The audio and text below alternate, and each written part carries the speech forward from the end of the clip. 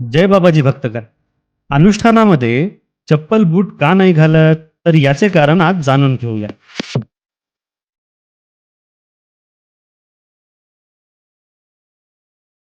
मला सांगा, आपण जेव्हा आपल्या घरात किंवा देवाच्या मंदिरात जातो तेव्हा चप्पल किंवा बूट घालतो का? नाही ना.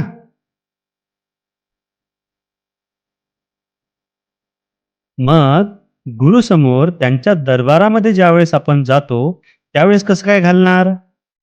त्याचबरोबर भक्तिभावाने विचार केल्यास जमिनीला जेव्हा आपला पायाचा स्पर्श होतो तेव्हा एक सकारात्मक ऊर्जा आपल्यामध्ये येते आणि आपल्यामध्ये एक विनम्रतेचा भाव निर्माण होतो.